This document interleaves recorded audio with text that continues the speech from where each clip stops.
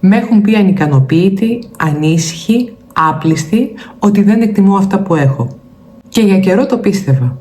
Και πάντα σκεφτόμουν, μήπως έχουν δίκιο. Μήπως έχω κάποιο πρόβλημα που δεν χορταίνω ποτέ. Μέχρι που κατάλαβα κάτι. Δεν ήμουν ανικανοποίητη. Ήμουν μια γυναίκα που έψαχνε το σκοπό της και δεν το ήξερε.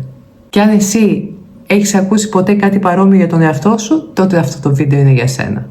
Μας μεγάλωσαν με μια συγκεκριμένη συνταγή. Σπούδασε, δούλεψε, φτιάξε οικογένεια, πέτυχε. Και αν όλα αυτά τα κάνεις, θα νιώσεις ολοκληρωμένη. Και εγώ έκανα πολλά από όλα αυτά. Κινήθηκα, άλλαξα χώρες, δούλεψα, έχτισα πράγματα από το μηδέν. Και παρά όλα αυτά, σε κάποιες στιγμές, συνήθως τις πιο ήσυχες, ένιωθα ένα κενό. Έλειπε κάτι που δεν μπορούσα να το ονομάσω. Ψάχνεις νέα δουλειά, νέες φιλίες, νέο μέρος, καινούργιοι στόχοι και μετά από λίγο και πάλι το ίδιο κενό. Και τότε σου λένε έχεις το ανικανοποίητο.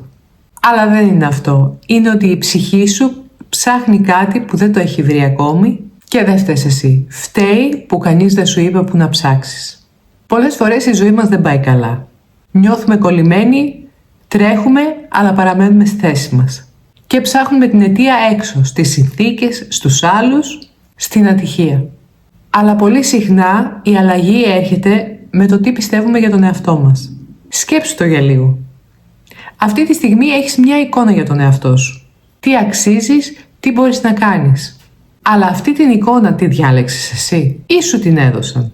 Οι γονείς σου, οι συγγενείς σου, οι φίλοι σου. Εσύ δεν είσαι γι' αυτά. Να είσαι ρεαλίστρια. Τα πήραμε μέσα μας αυτά τα λόγια όταν ήμασταν μικροί, χωρίς να μπορούμε να αντισταθούμε και τα κάναμε αλήθεια. Ενώ η πραγματική αλήθεια είναι άλλη. Είμαστε γεννημένοι για κάτι πολύ μεγάλο. Το πρόβλημα δεν είναι ότι δεν αξίζουμε. Είναι ότι δεν το πιστεύουμε.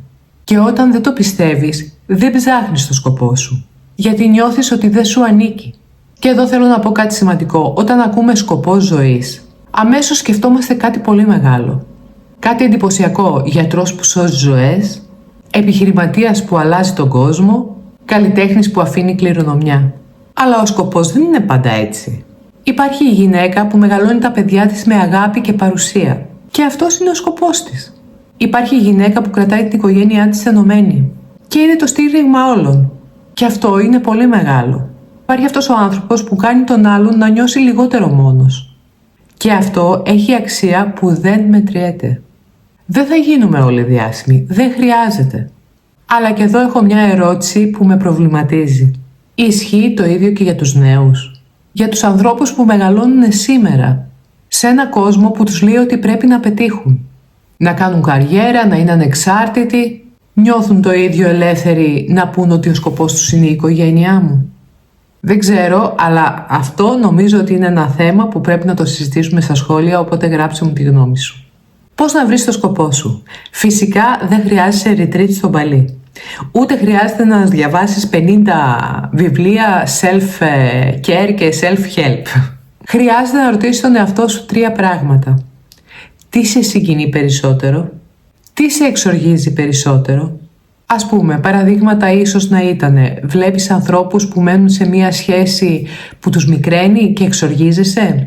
Βλέπεις αδέσποτα σκυλιά στο δρόμο και εξοργίζεσαι? Αυτό που δεν αντέχεις να βλέπεις είναι συχνά αυτό που έχεις έρθει να αλλάξεις. Τι κάνεις χωρίς να σε ρωτήσει κανείς? Είσαι ο άνθρωπος που μαγειρεύει για τους φίλους όταν έχουν αρρωστήσει? Είσαι ο άνθρωπος που ακούει το συνομιλητή του χωρίς να κουράζεται? Είσαι ο άνθρωπος που βάζει τάξη σε ένα χάος χωρίς να του ζητήσει κανείς? Αυτό που κάνεις αβίαστα, αυτό είναι το δώρο σου. Ξέρεις ποιο είναι ένα από τα πιο δυνατά εργαστήρια για να δεις τον σκοπό σου στην πράξη? Το να προσφέρεις εκεί που δεν πληρώνεσαι. Ο εθελοντισμός. Φυσικά δεν μιλάω απαραίτητα για μεγάλες οργανώσεις ή events.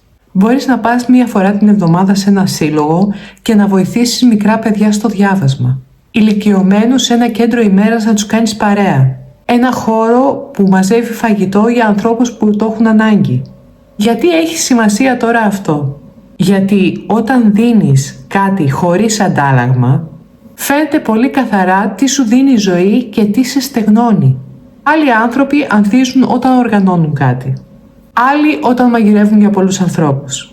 Άλλοι όταν κρατούν συντροφιά σε ανθρώπους που το έχουν ανάγκη. Εκεί αρχίζει να ξεχωρίζει το δικό σου δώρο. Ο εθελοντισμός δεν είναι μόνο να βοηθήσω τους άλλους. Είναι ένας καθρέφτης.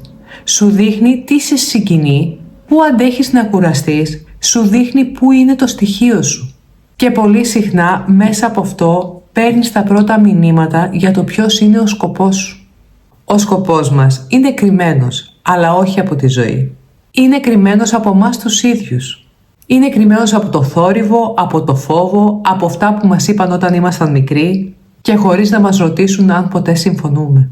Και το πρώτο βήμα να βρεις τον σκοπό σου είναι να πιστέψεις ότι αξίζει να τον έχεις. Γιατί αξίζεις. Γράψε μου στα σχόλια σε τι νιώθεις ότι είσαι καλός χωρίς να σου το ζητήσουν. Διαβάζω όλα τα σχόλια. Μέχρι την επόμενη φορά, να είσαι καλά.